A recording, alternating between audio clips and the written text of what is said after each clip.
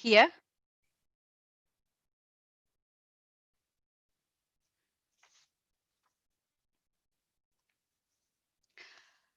Good evening, folks. Welcome to sixth episode of Results with Rupa. Thank you all for joining in today, and please type hello so that I know who all are participating or on live today with us. I'd like to take a moment and recognize Professional Beauty Group and Vikas Wich for collaborating with me in bringing this information-packed business series to you. The purpose of creating Results with Rupa was to connect with beauty business owners across the world and share powerful, impactful business tools along with presenting of business case study by accomplished global beauty experts from the beauty business across the globe. Today's session will help you quickly build business systems in your business with no time, which will directly impact your bottom line. So let's jump into it, shall we? How many of you understand business operations? And in 2 to 3 words, can you express what business operations means to you? I'd love for you to just type in below and in the text message, please let us know what you believe is business operations. Great. So in one simple sentence, business operations means management of all repeatable elements of a business. Your daily, day-to-day activities that you repeat day in and day out is a part of business operations, is what makes business operations systems. For example, billing. Every single day, whether you're online, offline, in-store, you are billing. And that's a small, simple system that has everything that you need to, one needs to know how to bill and bill right. Now, if you are the kind of person that would love to take your operations to the next level, even your billing process would be methodically thought through. And therefore, you can drive results using just a process as simple as billing, which is simple but crucial to a business. So like that, I'm going to go through some format today to teach you on how to create business operation systems within your business, especially given beauty, so that you can take your business to the next level. Business operations is about performance acceleration. Every single day, every single month, as a business owner, your priority, your eyes should be on performance acceleration. Now, marketing as a function brings in leads and generates more customer base for you. Operations is going to sustain those customers and create more customers through word of mouth and through reviews. So the best thing that you can do to fuel your business is to accelerate performance on a day-to-day basis. I'm going to share with you 5 key factors that help a business owner accelerate their performance and a method to this madness. Now, before we start, one of the key elements that I want to look at is how have we been operating for the past few decades and how we should be operating moving forward. Now, most businesses in the salon industry are small and medium-sized businesses and are generally owner-driven operations. It's not the worst thing when the owner is involved in his business or her business. They do put their heart, love, and passion into their business, and the customers get that attention and feel that connect with your business. It's a great thing. But when you are a business owner who's looking to scale your business and take it to the next level, that you might become the bottleneck in your business if you are handling and operating every part of your business by yourself. There are two things that happen majorly in owner driven operations in a business. One is it creates action inconsistency. That means there are hundreds and actions, hundreds of processes that need to go on day-to-day basis to create a smooth operational business. Now, if one person is responsible for every one of these or overseeing every one of these, you're bound to make mistakes and lose a few, right? So that creates action inconsistency. And therefore, your results of efficiency is low. You cannot be more efficient as you grow, right? So, yeah. Now let's look at how we need to be operating so that we can be independent of an owner driven module or a method and actually get out there and be able to scale our business and keep, as business owners, keep our focus on the growth strategy, vision, mission, team motivation. These are things as business owners that you should be focusing on. Now, that's exactly what you're going to do when you create a system-driven operations. Your performance accelerates, you can grow, and you can maintain a sustainable scale in your business, right? There you go. Your happy face right there. So in short, systems work, people don't. It doesn't mean that people don't or people are not uh, right to operate. It's not what I'm saying. What I'm saying is systems work consistently. People might not always work consistently. So that's your key to performance acceleration, important and crucial key to it. So let's look at key two of the performance acceleration. There's a very slight difference between efficiency, which is quality creation in your business, versus effectiveness, which is result creation in your business. We want quality and results, and systems owned and operated businesses can deliver quality and results on a consistent manner. I call this the 3S rule. One, for any operations to work well, you and your systems within your business must be simple. You have to simplify your business systems. The more simpler the tasks are made, the easier it is for more of us in the team to follow, and therefore your consistency is a given. The next thing is your sustainability. Any process systems you create within your business must sustain uh, and whether different conditions and different environments that you might be and your business might be exposed to over a period of time. So a sustainable process within your business systems gives you that attribute and this constant fire. It takes you away from the constant firefighting that you do in your business. You don't need to put off as many fires on a day-to-day basis as you would if you have a sustainable process for your operations. Third, last but not least, anything you put as a system in your business must be scalable.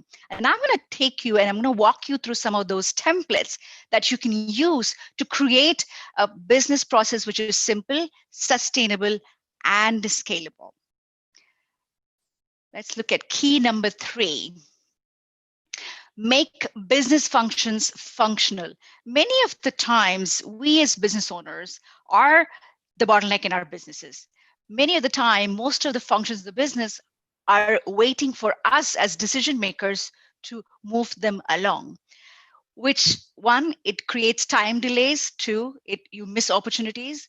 Three, if your business functions are not functional, the team, the people that are working for you do not feel like they are in control of their job. And we talked a lot about autonomy in the last session last Sunday. And I want to bring that up again. If you want an autonomous relationship with your team, and if you want commitment and loyalty and participation in your team, your business functions should function separately from you most of the time. There are still places where you need to jump in and make your decisions, but most of the functions of the business can be made functional without you in the picture. right? Now, there are 3 steps to getting this business functions functional. Any business, for example. I'm going to use an example today of brushing your teeth. It's the one system, it's the one thing that we all can agree on that we do before anything else in the day, right? You wake up, it's the first thing that you do. Well, at some point, most of us as parents have been able to coach and teach our children how to brush their teeth, right? So I'm going to use it as an example to help you understand how to create simple, you know, business functions, business systems within your business. And it's no different from brushing your teeth. And it's actually that simple, which is why I'm going to use that as an example, right? The first thing that you did when your child was at an age where they have a little bit of a dexterity and a hand control, you made them watch you brush your teeth. You made them look at how you're brushing your teeth. You helped them understand the tools, which is you taught them what the brush is. You know, got the toothpaste in there. You took the brush, you handed it in their hands. You made sure that they understand how to hold that brush right, and you got them to navigate within their mouth, the toothbrush, and then learn how to brush. You also got them to taught them how to gargle their mouth. Also, there was a process in place for, you know, for them to clean up the brush and put it away in the right place, clean the sink. Now, if you look at brushing the teeth and if you break it down into a process, it's at least a 10-step process by the time you got to holding the brush to putting it back in place and wiping the sink. Now, going back into business, this is what your processes should do. Your process is about what and how to do a task, and it merely lists all the activities in the task. And the next step, what you did was you created a system. A system here in this process of 3-step process of making functions functional. Your system actually is a measurement matrix, right? It's your tracking system, right? You made sure you stood by your child while your child was learning how to brush, and you gave them feedback. You looked at how they're doing what they're doing. You had some sort of a measurement matrix as to holding the hand right, getting the brush in right, all of that stuff. You put in place a tracking system and the result. You know, they brush their teeth, they open their mouth and show it to you and say, yay, we did a great job. There was a good feedback system for creating that relationship of creating a function in your business, right? And the third thing is your structure. Now, you as a person took responsibility to take it upon yourself to teach the child how to brush teeth. You also taught them how to do it. You also mentored them through the process. You set up checks and balances, and you created a measurement matrix to make sure that you gave them the right feedback. And you saw through that entire process as a responsible person. Now, in businesses, the structure means the people. The who is the person responsible for that task in that business function, right? Any function in a business must have a person who that task is assigned to, must have a process where where every activity in that task has been listed and broken down thoroughly, and it's documented, and you have a measurement matrix and a feedback system, right? So when you look at something as simple as brushing your teeth, although you do it, you know, subconsciously, now we don't even think about it, you actually, your brain's going through, you went through this process to set up that function, right, in your life. And that happens automatically because every single day at that particular time, when you wake up, you brush your teeth. It's what you have been doing continuously day in and day out for all your life. And so you know that automatically, right? So in a business, your functions can be that for you too. A lot of things becomes automatic when you repeat it, but repeat it in a consistent manner where it can be measured, right? So this is your performance acceleration key too, because when you are able to segregate most of the activities in your operations in a manner where it's structured and it's formatted, your team feels empowered, and you can exit out of a lot of the small activities that you don't need to be involved into and grow a business without you, right? So performance acceleration key 4. We talked about clarity, competency, and culture. This is a great place where I can, give you an example of how things can fall in place with clarity, competency, and culture. I believe most businesses and all of their challenges and problems can be bucketed into the system called 5 I, and I will walk you through that system. And at the end of that, you will notice that most of your challenges, the solutions for most of your challenges, are either business clarity or people competency or a business culture, right? So one of the things that stops businesses from growing in certain areas of their business is that they come into hurdles, challenges, and roadblocks in your businesses. So those are called problems, right? Whenever you have a problem, the first thing that you need to do is take a paper and pen and write down the problem, right? Whether it's a team challenge, whether it's a financial challenge, whether it's a process challenge, whether it's a customer challenge, regardless of what it is, right? The first step to solving any problem in your business, regardless of the industry you're from, is problem listing. There is a method on how to list your problem and arrive at a solution. It's very, very simple. You can apply this for your life, your marriage. It doesn't matter where. It works. It just works, right? So I'm going to take one common challenge, which is did not meet the target. Every business owner there is saying, yay, that's my challenge, given the pandemic and every shutdown in the country. So let's take this do not meet the target, did not meet the target, right, as a challenge. That is a very common challenge most of us occur in our businesses. And let's walk through this process of how to come to a solution. So the first thing that you do is ask why. Why did we not meet the target, right? There can be multiple reasons, and that's best known to you. So I am going to just, for example, put out the most common challenges that a business might have because of which they did not meet their challenge. However, you can use this structure to create a solution for any problem by listing the problem, right? So not enough customers is one good reason why you didn't meet your target. Not enough team members to be able to, even if you have the amount of customers that you need, not even having a team member can, again, uh, hinder you from achieving your target. The third would be not enough sales. So like this, you will go out and recognize what are the different attributes that could have been responsible for you not meeting the target. And since you know your business best, you can customize this chart to work for you, right? So let's walk through not enough customers and see what the solution to that is. The second why that you would ask is why do I not have enough customers? The obvious answer can be inconsistency in marketing or absence of marketing, right? When you don't have marketing in place, you can see that you don't have enough customers, right?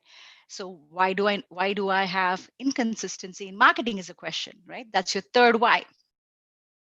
So our marketing system has broken down, and that needs to be fixed, right? Why is our marketing system broken down? I gave it a reason called budget constraints, because most of us are experiencing that in our pockets right now. So let's assume with this challenge, the budget constraints are the reason why the marketing system is broken down, and we probably don't have a marketing person, or we probably don't have money to be able to go out and do marketing on online, offline, whatever it is. And therefore there's inconsistency in marketing, and therefore we've seen less of customers, right? Now the last why, this is your fifth why. Budget constraints. Is it a business clarity issue? Is it a competency issue? Or is it a culture issue? If you can just type down there and let me know what it is. I love it. I'm giving you a couple of seconds to do that. All right. It is definitely a clarity issue. When the business doesn't have enough clarity in how much of money we need to put aside for marketing, or that they haven't decided the right amount, and therefore you have budget constraints, you will see less of customers, right? Now let's walk through the second challenge, not enough staff. Why do we not have enough staff? High attrition could be one of the reasons we don't have enough staff. Maybe you lost a few staff members right now. Why do we have high attrition? One of the reasons could be the team is unhappy, or there are rifts between the people in the team, or there is the manager and a staff issue. There's a bunch of things that can come along, but let's go along. The team is unhappy. Why is the team unhappy? Right? You look at, maybe you know the reason. Maybe you dive into it and observe, and maybe you look at getting a feedback and say, your manager is unfair. That's what the team told you, right? So the next thing is, why is this manager issue happening now, right? So most of us, whether we like to have a culture in the company or not, we have a culture. And especially if you don't plan the culture in your company, you usually have a negative culture, right? So a lot of the people challenges in the business are mostly culture issues. Now, let's look at the third issue, right? Not enough sales. Why do we not have enough sales? We have enough customers coming through the door. We have enough staff to serve them. We still did not meet the target. So most likely we don't have enough sales once we have done the marketing, have the staff, right? So ask the question, why? One of the reasons you may not have enough sales, even though enough customers are walking in through your door, is because your high value services sales are down, especially now given the pandemic. And the reason I chose this on purpose is because this is our reality for the next year, believe it or not. So let's accept what it is and see what we can do to plan for whatever shortcomings that the world is throwing at us at the moment, right? So in this case, I've kept it simple. So one of the challenges could be your high value services sales are down. Now, how can you, in a normal market conditions, you ask the question why, right? Your customer is unhappy, which is why they don't take a high-end service with you. They're willing to come in, they're willing to take your low-end services with low margins. Maybe they're not willing to invest with you for their high-end services. Now you ask the question why, right? Maybe the staff is inexperienced. That may be one of the reasons. You may have multiple reasons, right? So just for example, I've given one of the reasons. You can put multiple things in here as your reasons. And then when you ask the question why, you look at people building, people training, and competency as an issue. Like this, you will realize that when you list your problem, right, and you put it through this kind of a funnel, the 5 why question funnel, you will realize not all, but most of your problems stem from these three challenges, which is clarity, competency, or culture in your organization, right? So this is something that I would love for you to take a picture of, make notes, and look at, write down, sit down today, not tomorrow, and see what are the major challenges that you have, and see if you can exercise, this 5 why technique and get to the solution that you need to work on. Once you know what you need to work on, it's easier to work on, right? Let's move to the key 5, right? I have 4D to create any system in just a minute. Many people, especially in our industry, we are all very creative, hands-on people. We don't like paper, pen. We don't like sitting down and writing stuff. That's not what we like to do.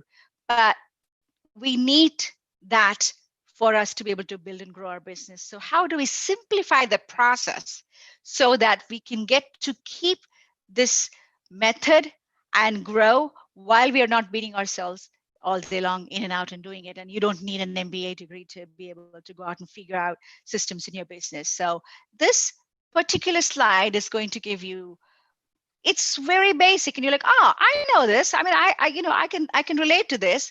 But when you list it down this way, any system in your business can be created within minutes. So your 40 system, there you go. The first thing is to define what is the system you're trying to create? What is the objective or the goal you are trying to achieve, right? You have listed a problem, you've identified the solution, right? And in that solution, what is the system that you need to create or redefine or recreate to be able to solve your problem, right? So the first thing that you need to do is one sentence in bold, state the objective or the goal, right? The next step is to design a framework, create a framework for the objective or the goal, right? Your time, how long are you going to take to achieve that? Your process in place, what does it look like? What does your solution looking like? You've got to design that, right? The third one is develop. Once you design the framework, you know what resources you need, you know what tools you need, what templates you need, and of course, documentation. With business operations, if you are not a documentation person, hire somebody. It doesn't cost you that much. If you don't document your shortcomings as well as your success traits, you're losing intelligence in your business, and that's never good for you, right? Not for your team, not for you, not for your growth. Especially businesses that are going franchising, that are using their brand name to build and expand their business and invite partners in the business. If you don't have documented systems, processes, and structures in place, it's very, very hard to give the same service at multiple locations. And we have someone on board today. I will introduce you in a second, who will attest to you uh, that systems are so important. And this is a person I've known for so long that has done a fantastic job with being able to work with his partners and create a wonderful brand in Washington, D.C. But I'm going to hold on to that thought for 1 second. The last part is deliver, right? The second you've documented, you understood, you've put the tools together, you know what the solution looks like, we get complacent and we get happy, and we miss out on this crucial thing called delivery. There's also a way you have to design the system for delivery of your process and system and function. Because if you don't do this, again, it's lost, right? All the business intelligence that you developed, you have come across within your business, all the solutions you've come across in your business are all wasted away if you don't document them, if you don't have a way to execute them. Trainings, meetings, as many times as it takes, as many hours as it takes for you to implement your systems, it is one of the most required crucial things, is to find a way to execute, process that as well, document that as well, how to deliver it, how to train, right? So it's not just important for you to take the pain to create, but you've got to put it out there and make sure it works. Now, I'm going to walk you through some of the things that we talked about. And when I say massive performance acceleration, you do these key simple things in your business, you will see performance across board, right? That's what makes it massive. It's not a cheap trick. It's not a quick trick. It's not a magic, right? It's a system, and it's simple, and it's this simple, right? So you've got it. You have the solution. All you have to do is just spend some time, understand your business, work on creating new systems, right? So let's see. Clarity, competency, and culture within your organization is number one priority in terms of putting up the framework for your business operations system. And problem listing and root cause analysis by using the 5I technique that I just taught you, and you can solve any challenge in your business or in life. I guarantee it. Creating system-driven operations, right? Your process, your structure. Oh, I made a mistake here. Your process and your structure and your system, right? All of these things that you will need to be able to go deeper into your systems and create all of these little tasks, automate all these little tasks that you have in your business, which is done on a redundant basis. Last but not least is developing simple, sustainable, and scalable business functions. So if you go bottom up, it's the thought that you have to have simple, sustainable, scalable business functions. And to create those business functions, you need to use the structure, process, and system 3D model in place. And to understand challenges in your business, you go out and do your root cause analysis by doing the 5I technique. And then those will go into the bucket of either clarity, competency, and culture. So you are only working on these three in your organization. It feels simple, it feels easy to do, and it is easy to do, folks. Right? So I have something for you today that is a gift from us to you. And it's a video that I'm going to play in a second. I want to introduce you to this person who's going to come live on Saturday, July 4th, between 11 to 1 p.m. Indian Standard Time on Zoom, right? His name is Rajiv Talreja. He's South Asia's #1 business coach. He's the author of the best-selling book Lead or Bleed. He has coached more than 30,000 business owners so far in the last 5 years through his company called Quantum Leaf, which generates 50 crore rupees a year in coaching business. It's unheard of, right? But that's Southeast Asian market today. Volume is our game. And you'll hear from Rajiv in a second, but I want you guys to mark your calendar and please attend this 2-hour free session from Rajiv, because I promise you that one session, that 2 hours that you will give to this, you will take so much away, and you will take it, especially this industry, you will build so much of value for yourself and your business and your brand. So listen to Rajiv.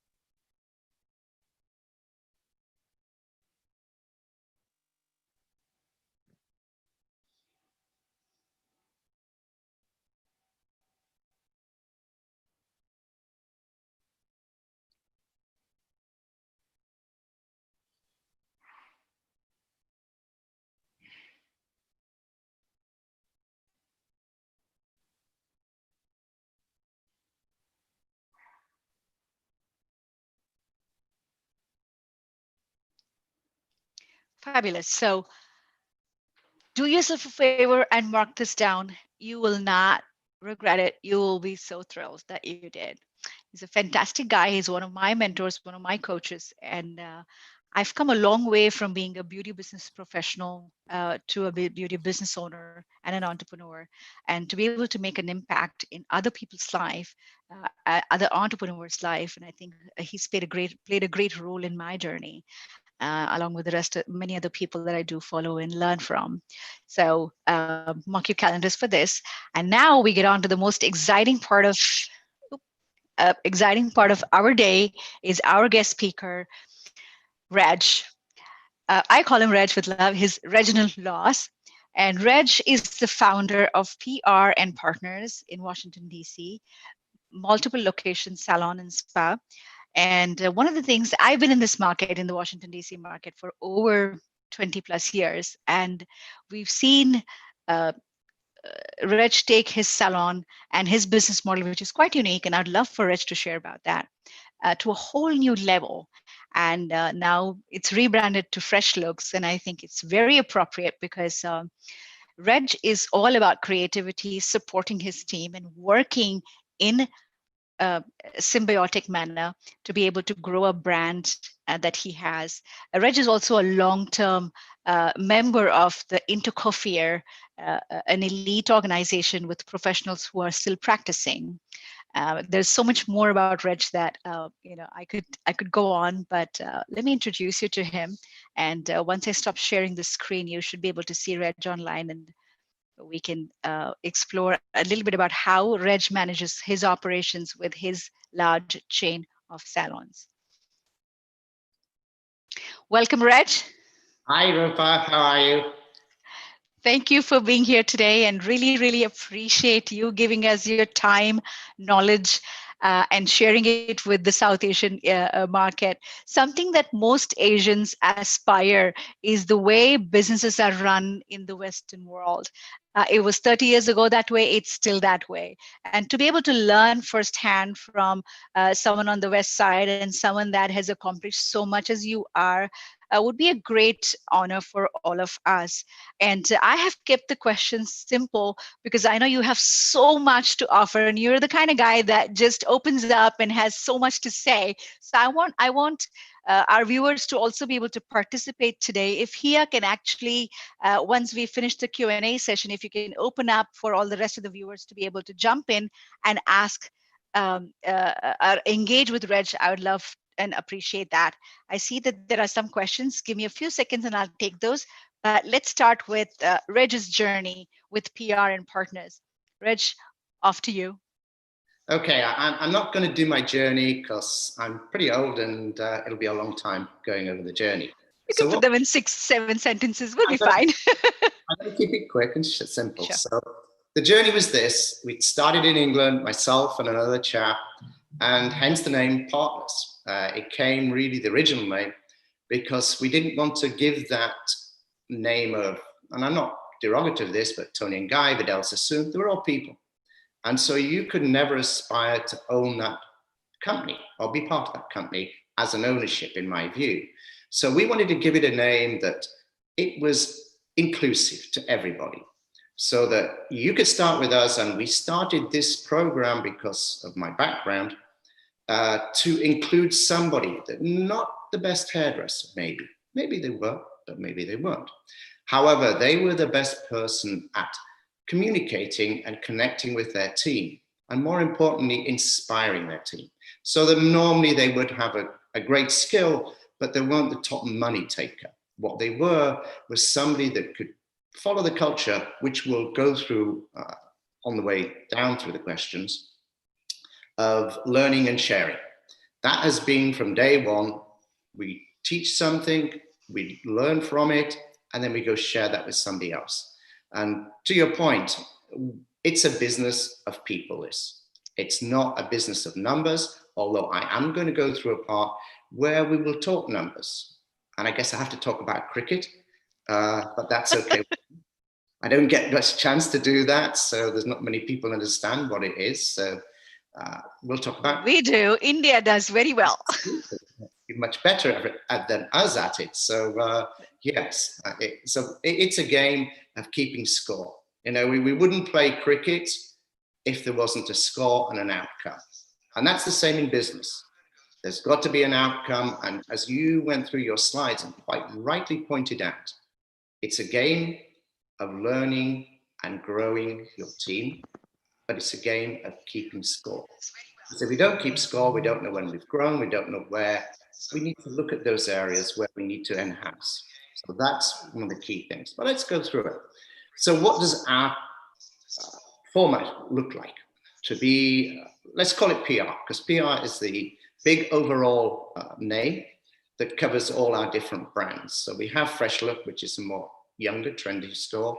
And then we have more other stores, which we'll go through. So let's go through what I look for in a brand.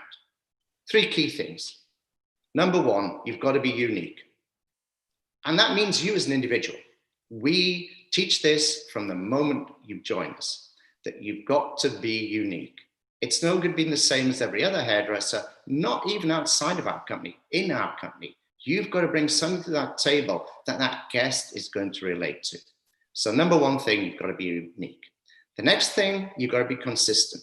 Now, this is a challenge, a big challenge, but we're creative people. So we tend to create, but the guest is looking for consistency. Does that mean we can't do things differently? Yes, we can, but we have to be the same. And that's why we have very set, laid down things that we and our team have to commit to. The last thing you have to be in a brand is evolving, because, you know, people get weary of going to have the same experience. Nearly everybody is experienced having a new guest, and what do they say? Oh my God, my hairdresser just didn't listen to me. Well, that's where we have to be different. And we're going to talk about communication, and listening is the key word. Now, let's look at the next part. The vibe. What's the vibe? Well, the vibe is what you feel when you go into a store. When you go into a store, you get a vibe, you get a feeling. When you go into a restaurant, you get a vibe. And you're going to connect to that vibe or be turned off by it. And as we all know, it's the 30-second rule. Now, maybe 9 seconds. That's what we think. Whether you're going to connect or you're not going to connect. So going into a store, going into a relationship with your hairdresser, there has to be great connectability. So what has to take place is to develop a vibe in the store and then a vibe for the hairdresser. What's that vibe going to be? We can't all be the same. Your Rupa is a very energetic lady. If you look at me, not so. I'm more... Oh, no. I don't agree with that. The smile says it all. I'm energetic in my head. I don't bounce up and down a lot. I have lots of people that work for me that do and bring that to the table because you need those people. However, me personally, I've never been the person. You were talking about my history. I started with a business partner that I just met one night over dinner with a manufacturer. And by the end of the evening, we decided we'd do stores together. And we shook hands, never had a contract. And that's why it had to be partners, because that's what it was about. Two people joining together, because he asked me, what am I going to do? And I asked him what he was going to do. He said, I'm going to open a store in Bath. And I said, I'm going to open a store in Bath. Bath is a place in England. And I said, all right, let's do it together. And that's how it started. So I realized that for me, I didn't want to necessarily make the most money, but I wanted to be happy in what I did. And so that's what I've done all my life, is build partnerships, hence the original name. So the next thing is building a culture. So what's the culture? The culture is, as I've said already, is learning and sharing. It's also about caring. If you don't have a culture that you know where you feel comfortable you're in, then you can't grow. And your team can't grow, which is much more important. Always feel, okay, this is good for me, but what does my team feel? So for us, we had to have a culture that was about accelerating people's lives, not just in hairdressing, but totally. Because we all go to work and we have to love and enjoy it, but we also live outside. So we have to be in an involved relationship with our team. Okay, the next thing. So the culture is important, but also there is this feeling when you go into a store of the decor. And this decor must have something that the person, because you're building a brand, and our brand, PR, they have an expectation when they come in, and they also need to connect with it. So if they've been to one of our other salons, which is often happens, or if they've read about it, or more importantly, their friend went to it, there is something about it that when they come in, they've got to connect to, because nowadays everybody's connected on social media. So they have a feeling before they come that they know us.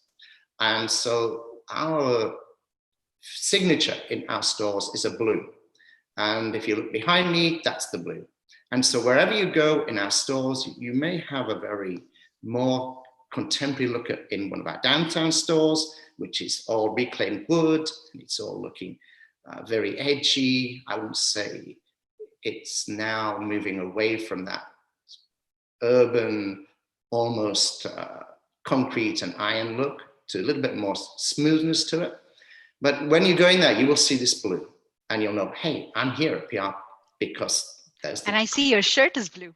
It is. It's not necessary that you have to wear blue, but I come from a background. I came to America, my little history, and there's a lady who started a company called Color Me Beautiful, and she related to the color of your skin and what you should wear. So blue works for me great because I've got gray eyes, and it just works for me, as does the color of your dress. It works for you. And most of us consciously do it, but some people need to be made aware of it. So that's part of our training, which we do with our team. Okay, so the last thing in going to one of our stores is the sound. This will vary because that is part of the vibe. The vibe is what you feel, and the vibe is what you hear. But it's also separate to the vibe. It is something that we work on pertaining to the area. So the downtown stores, it's a little bit more pumped up.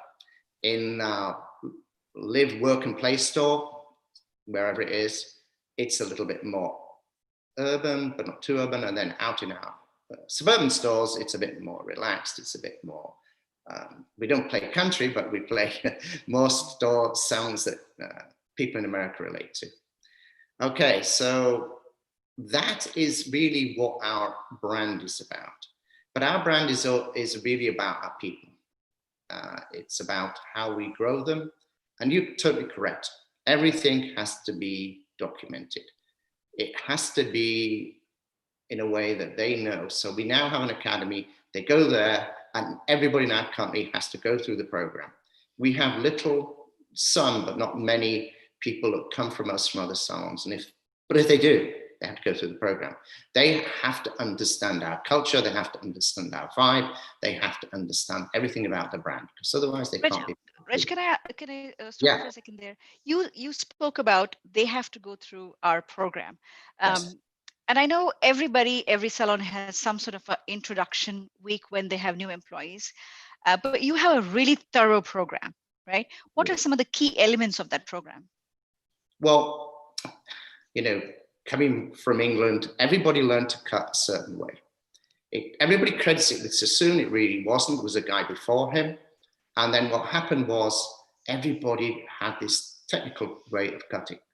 But people take shortcuts and then they don't deliver. So the biggest thing for us when they first start off is cutting. That is important because it has to have a structure. The next thing is coloring, because that's where most of our money comes from nowadays. With the onset of balayage and other color techniques, it's become the major focus. So we have to make sure that everybody is equipped with the knowledge to be able to deliver.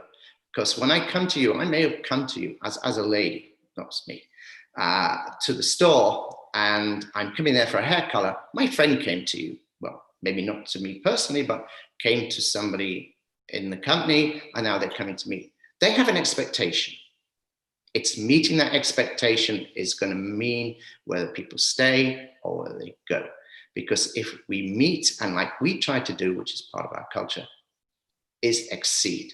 If we can exceed their expectation, then we know they're going to come back. And that's what's critical. We're going to go into some things a little bit further down about how we track.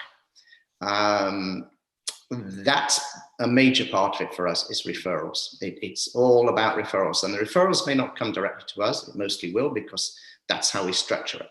However, it may come to somebody else. And when they come, they'll have this expectation, which we have to meet, like we said, exceed.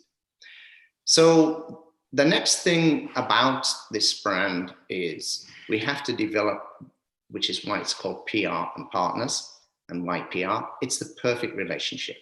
We're working towards develop a perfect relationship with our guests so it leads to a lasting partnership, which is what most of our team, now we have, like everybody lost some people, but for a long sustained period of time, we didn't lose anybody. And we've had people with us and still have people with us. We started 30 years ago in America, they're still with us. In that first salon, we had 8 people to start with. 6 of those people are now with us. 1 of them is retired. So it's what makes it work. If you have consistency, like we said in a brand, and that's how you get it, keeping your team, then it's working on your side. So the biggest part of our brand is we teach people, and what you asked me about, what are the things we teach? So we have the 3 C's. Most people do the 2 C's, which is cut and color. We do 3 C's, cut, color, and the most important one, communication. Communication, and we call that Rockstar. That's our program that we teach our team, and that is what it's all about. Because what is everybody doing nowadays? They're taking it to social media, and we encourage it. We drive it. That's how we grow our company, is through social media. Now, it used to be pretty pictures, and we still do pretty pictures. That's what we're about. However, now it's also about doing videos. And when somebody speaks, we have to make sure that they're able to speak in a manner that the guest is going to connect to. So that's critical. In fact, we encourage them to share as much as possible YouTube presence, Facebook, videos, whatever it is, we encourage them to be there. So nowadays, modern day hairdressing, it's all about communication. It always was, but now more so. And in that, we have a motto that drives through our company that we then bring into that communication to start with. And it is, we listen, we advise, you choose. So that that guest knows exactly what's going to happen, and they will, and it's printed straight across everything we do. So one of the things that we're going to go through in a minute is the branded experience.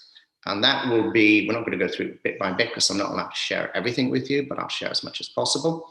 That is about connecting with the guest every time with a consultation, because that's why we teach people communication, because that's what they're going to have to do, is connect with that guest and learn what they want.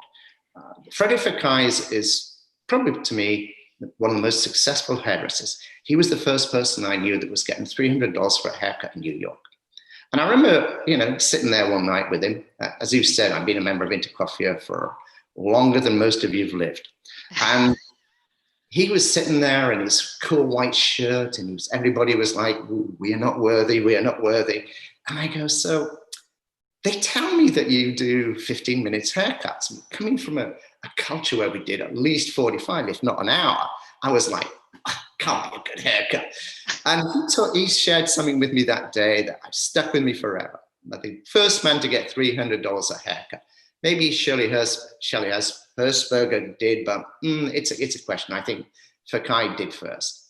And he said, you know what the most important is? I only take 15 minutes on a haircut. With a new guest, I take 10 minutes of that in a consultation. Because if I know where I'm going, I know at the end I'm going to deliver. And that is the truth. It stuck with me forever, and I changed everything we did. I left that and I went, oh, of course it is. I mean, we always were great at consultations, but then I knew we had to succeed. We had to succeed in a different way. We had to have everybody sitting in the chair feel, wow, they really heard me. And we all want to be heard. Right. That's the truth. We like to talk, but we want to be heard. Because if people just hear and they're not listening, then it doesn't work. So we have to be listening to our guests. So the number one thing for us had to be, we have to listen. So to listen. And then we had to advise, because in my view, nowadays, a successful hairdresser stealing something from Asia, which I spent a lot of time teaching when I was first started out in Asia. It was in East Asia. But it is to be a guru. If you become a guru, people will do two things. First of all, they'll respect you. No, first of all, they'll trust you. I'll respect you. I don't know. Whichever one wants to come first. They're both very similar. But let's start with respect.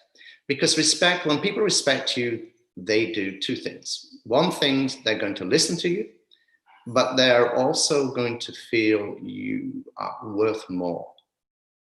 And we all, like you said, have to be very conscious about how much we charge. Because often in salons I go around and visit, because I visit a lot of people, that they're just not charging enough. And so if you want to charge more, which a lot of people want to do, you've got to have a value. And what is the value of you? The value of you is your knowledge. And that knowledge has got to come across, and you've got to be able to deliver it. So the guest is listening to that knowledge, and then when you deliver it, they're going to trust you. And then when they trust you, you can then put your own brand on it. And we have lots of people in our company that now, and we encourage this, are on social media, and people are like, oh my God, Kim Tran, wow, she's all over the social media. Right. Yes, she is. And why? Because we helped her to get there, yes, but she took ownership. And that's one of the most important things we teach in Rockstar, is take ownership of your space. In fact, take ownership of your career path. And that to me is what everybody should be doing as a salon owner, is ensuring their team have a career path. If they don't have a career path, then they have a path to walk out the door, because it's not with you anymore, it's wherever they want to go. And if they go down the street, you've only yourself to blame, because you didn't fulfill your partnership agreement with them, right, that you are going to help them grow which we feel is the most important thing. So that's the 3 C's. Let's move on a little bit. So then we come to tracking, because although I am pretty much, I like to think of myself a very artistic person. I am very much a business person, always have been and always will be. I never That's the great thing about you, because there's such a beautiful balance, and the humility and the humbleness just is a cherry on the icing. So it's just, you said that perfectly, and I love that about you. So you're right. So, but I never wanted to be Van Gogh. Van Gogh was probably one of the greatest artists that ever lived, and he died penniless in a mental home. That was not my destination. I wanted to live in a nice house. I wanted to live in a nice area. And I also am a great believer in Stephen Covey. And his greatest statement for me is, imagine yourself at your funeral. What will people say about you? And that to me is critical, because what people say about you is more important to me than what I say about myself. That's why I very rarely want to say things like, oh, I did this, I did that. People can go online and find those things out. They don't need for me to tell them. And it's not what I say, it's what other people say that really matters. So that's where we're at. Okay, what do we track? It's all about growth. So everybody in our company, we have a connection with, and we don't do, I know people do, and you tend to use business names a lot. I don't. So we do reviews. Because for me, a review is not threatening. It's just about where are we at, where are we going, what's going to happen. And what's important is also what's your objectives, not mine. You know, I can have aspirations for you, but what I really have to do is inspire you to achieve what you want to achieve. And that to me, words are everything. You know, I was lucky, I had a pretty good education, but I also ended up back in Oxford at one stage. And I worked for a youth training company alongside running 9 salons. And that was amazing for me, because I learned lots of psychological things about helping people achieve their goals, or objectives, as I like to call them now. They call them goals in that day, but we thought then on the other side of England, football and like soccer and and so it wasn't the greatest connection with hairdressers who like, well, what the hell are you on about? You know, I have no interest in soccer or football or whatever you want to call it. So given that we have to help people achieve, because the other side of it is most people come to us, they either go through our academy or somebody else's academy, and they've heard, as I'm sure in India, a bill, and that bill has to be paid. So we have to help them, even if it's not, what's the word, in their DNA to want to be like earning vast amount of money, they still have to pay their bills. So for me, we had to help people evolve and grow financially without intimidating them. So I've worked out what was the 4 key areas of growth. And for me, this is what I feel. You know, everybody has their own view. Being someone in the industry, I mean, I'm lucky enough to have been friends with Bruno Mascola that ran Tony and Guy. He has his group of key things. Sassoon, Stephen, who worked with them at the time, now is with Weller. He had his views, and we'd like all sit there and shoot the breeze and like all be like, well, yeah, whatever. But they all respected my feelings and my views. So here they are. Number 1 is rebooking. Now, you can be a very busy hairdresser, but you can extend that time period your guest comes and visits you. And for us, there has to be a frequency for you to achieve a financial stability. Plus, you know, most people, you're leaving them vulnerable to maybe coming back to you. But if you make that commitment with that guest to come back to you, they feel secure, because remember, you're in control of them, because we do this 8-point touch plan. When somebody enters, the critical one, which I can share with you, is the consultation. In that consultation dictates everything that's going to happen in that connection between the hairdresser and the guest. The number 1 thing is obviously finding what color they want. But the second most important thing is how often can they come to you? That's critical. You know, that should be out there in the consultation. How often can you feel you want to come to us? Either by keeping your style in place or by finances, budgets. And you need to make that connection and be straight up with it, because the guest is going to have to make that decision. So make it with her. Be part of the partnership with that guest. You're developing, as we said, a long-term relationship, a long-term partnership. So that if they are picking a cute little bob that's going to need a lot of upkeep, and they say, I want to come every 12 weeks, Yes. and you give them a cute little bob, at the end of 7 weeks, they're going to hate you. They're going to feel like, what did you do to me? This looks like awful. And it's your fault. It really is your fault. And they're probably then going to decide not to come back to you. But if you then make that connection, you make a decision that that haircut, that color is going to fit into their time frame, because that time frame is critical, then they're going to be happy with it. And then if you're talking about, for us, it's standardized. Every hairdresser is laid down. This is what I charge.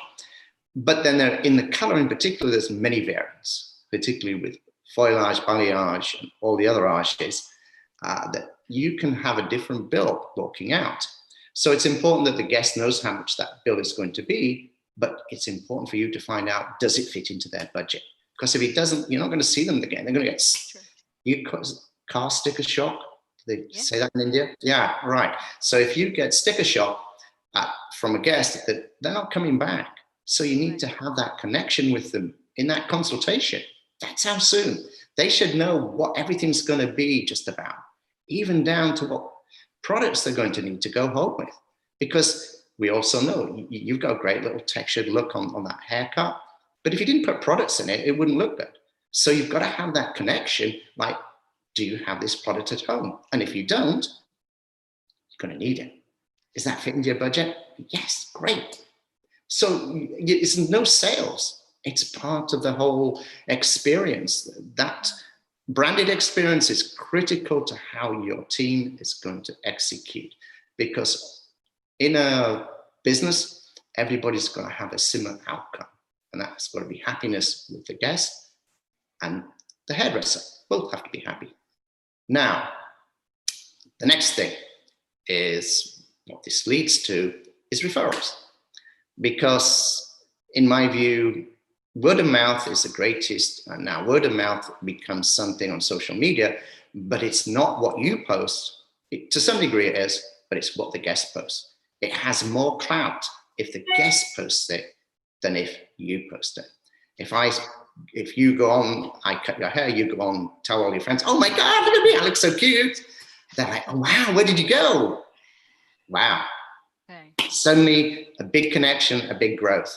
So again, it's going to help that budget, what we're all conscious about, because we have a formula that works, that at the end, we know as long as we keep within all of these percentages, we will make this amount of profit.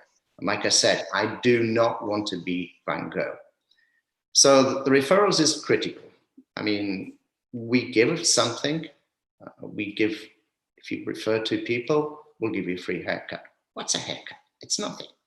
And so it's just what we do. Is that critical for every time? No, you could be whatever you want. But I always feel whatever you're doing, if it's not attainable, people won't do it. So we make it really attainable. And we let the guests know when they refer somebody, and it's not down to our hairdressers, it's done through the computer. They get a referral. If they send a referral, they get a little, hi, so happy that you referred the lady's name or the man's name. Thank you so much. So that's critically important. Now, the next thing on these 4 R's is a word that I love. It came to me one night, like I tend to spend too many times, 3 o'clock in the morning. It's called recreate. Do you know what recreate is? I'd love to hear. Retail. Because hairdressers hate retail. But beautifully worded. The beauty of it is, if your guests can't recreate the haircut, they're not going to be happy with it. They're not going to go back to the 2 key things above it. You're not going to either be able to rebook, and you're not going to be able to have referrals. So for us, it's critical that people know how to recreate the look. Right. And that moves it away from the hairdresser feeling, oh, I can't do this. I'm an artist. I'm not a salesperson. And moves them to being, no, what we Absolutely. are is somebody delivering a look that requires these three key ingredients. So there you go. Cool. The last one, the granddaddy of them all. I remember when I first started off in America, I interviewed people, and the key thing that they first come out with, and they were from where you used to come from, Graham Webb's, and they did a great job training.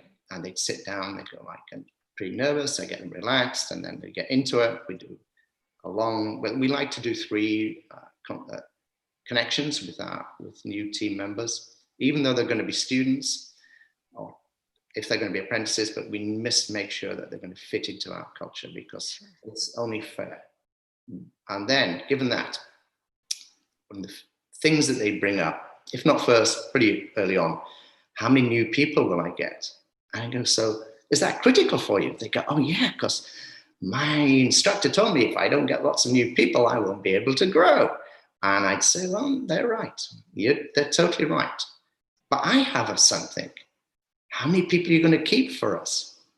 Because that is what really matters. Because you can have, I don't know how many new people, but if you don't keep them, you're not going to grow. And that's going to be because you're not going to get referrals. And if you don't get referrals, then you're definitely not going to grow. You're going to grow off our company, but you're going to burn all our new clients and you're not going to have our brand on them. And so consequently, they'll go out unhappy if you don't get that connection with your guest. And that to me is what is critically all about. Sounds good. So to the last one that you asked me, Sure. leadership. How do we grow the second line leadership team? Right. Well, before that, I have a question. Go ahead. And I was thinking about it just now when you were speaking. There's so much of systems and there's so much of thought process that's gone into even the littlest of the way you operate in PR. Now you have partners with each one Yeah. of your locations. So before even looking at the second line leadership, how do you manage your partners? India and Southeast Asia are mainly franchise focused salons. If you're growing the franchise way. Someone's putting in the investment, you give in the brand name, blah, blah, blah. And it's a loosely coupled relationship, a lot more loosely than a partnership per se. How do you manage your relationship, your communication with your partners so that this thought process is continuum in all of your locations? For me, I understand. I've worked for a long time. I was teaching, educating, and I used to teach haircutting, and then I switched to doing business, pretty much like you're doing. And for me, it's all about not telling people what to do, but inspiring people to do. So I really like to go to my partners and sit down, which I do every week, and ask them, okay, what's going great? And for me, you've got to give 2 high fives and 1 reconnection to the system. And so I'm looking for 2 things that I can say, wow, that's going great. That's brilliant. That's excellent. And it has to be sincere. It can't be just, oh, you've got beautiful shoes on today. It has That to works too. be. Yeah, mine too. I don't have any shoes on.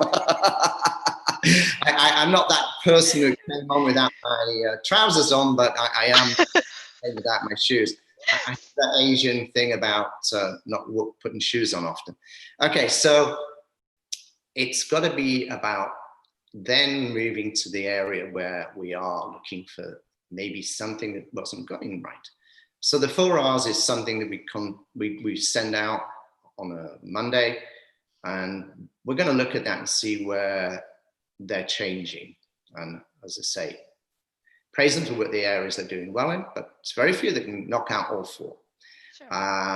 And look at those areas. So if I was doing a franchise, I would still want to connect with my team on those areas. I'd still want to have them aware of where they can improve with their team. But I would have to have lots of meetings, even as a franchise. I think I'd be more wanting to do it like, I believe there's lots of people that have turned their companies around, and I'm very much focused on companies. The cosmetic companies in particularly, like Mary Kay. Mary Kay's turned it around. There's a guy there, I think it's the son, who's brought things to it, that's changed it. And so it is about numbers, but it's about people. And so that's what I would then bring that to how they can focus on their people. For me, franchises are incredible, and that's where we're going with our own company. However, I would like to make a different way of doing franchising that we can connect. And now with Zoom and other things like it, even though I've never used it before today. Congratulations. You were a Zoom version, now that you're not. I caught up to my 5-year-old grandson. You know, he's on it all the time with his teaching, with this online teaching now. So he should have been sat with me, and he could have sat and do this. There you go. So, anyway, yeah. So I feel that it's about connecting with my partners is about connecting with their people and making them people focused, and using these numbers for these 4 R's as a way of keeping score. As are we winning or are we losing? And if so, you know, I in cricket, which I played at school, nobody said, I want you to win today. They would have a strategy on how they felt we were going to win. And that's what it's about. It's about having a strategy on how to win, and how to win in key areas. So it might be my fielding area. How can I place my field better? How can I bring on the spinners as opposed to doing the fast bowlers? How, on the other side of it, okay, my batsmen are out there, but are they going to play defensively or are they going to attack? That's what a coach does. I don't like to use the word manager. I like to use the word coach, because for me, managers manage money, coaches coach people. And I'm a very people-centric person, eccentric. Money manages itself if you manage the people right. You have to, you have to be very connected to numbers. If you're not, don't get into the business. Because even if you're working for yourself, you need to, on a one salon situation, you need to be connected to your numbers. But it has to be a relationship with them. And more importantly, it's part of that relationship with your team. So that using that to inspire them to grow and keeping score where they're concerned. Sounds good. That was a lot of information, Reg, and something it's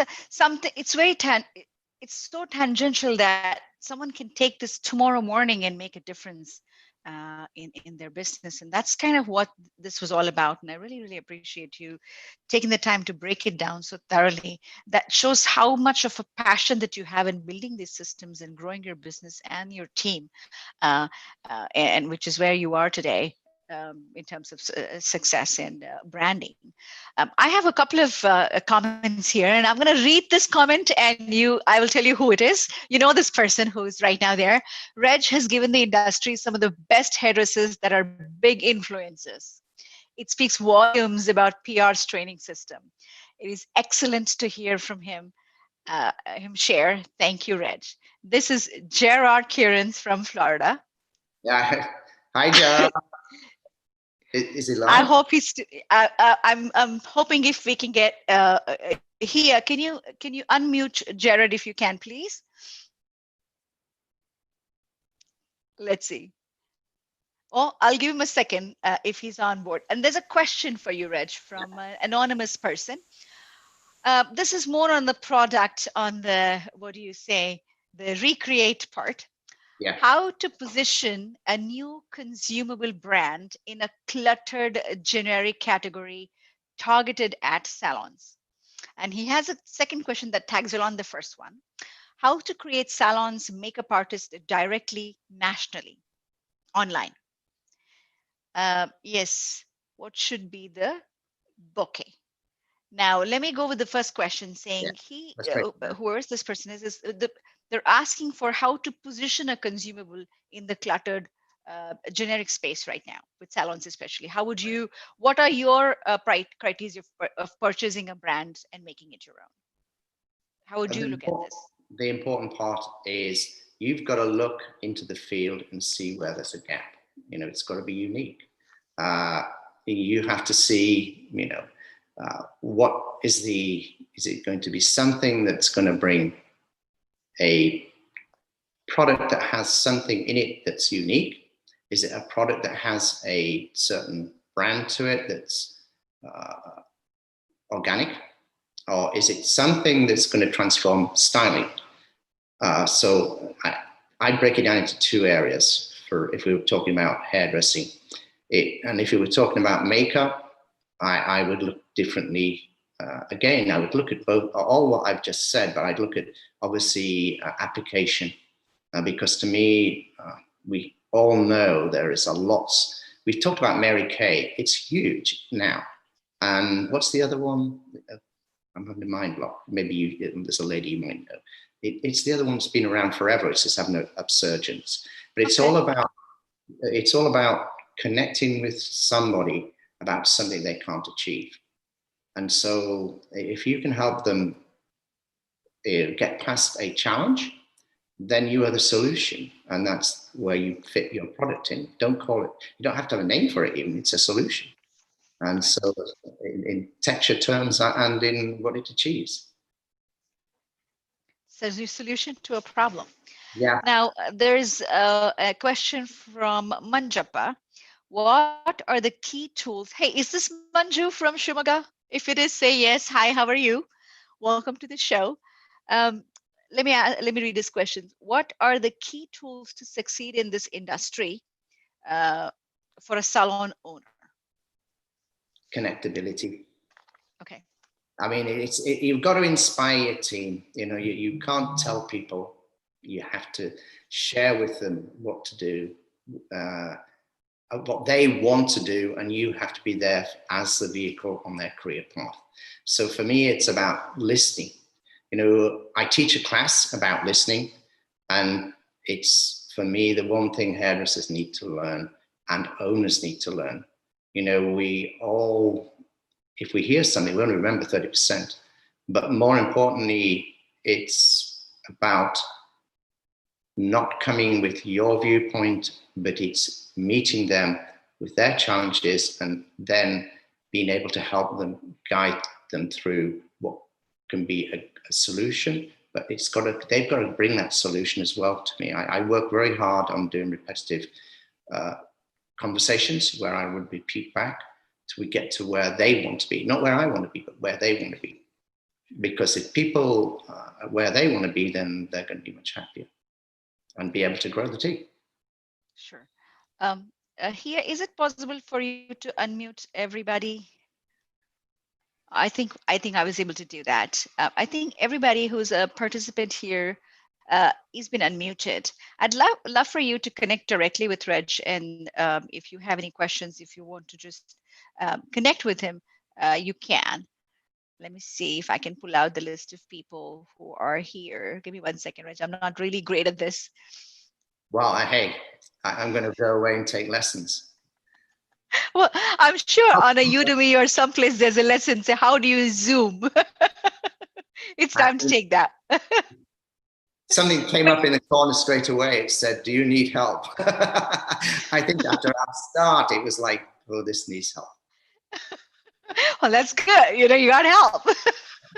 We're here now. Well, it looks like we don't have anyone who wants to come online and do this. It's about, we went over about 21 minutes, but when the content is rich, I usually tend to not, because a lot of the time discussions sort of just happen and go.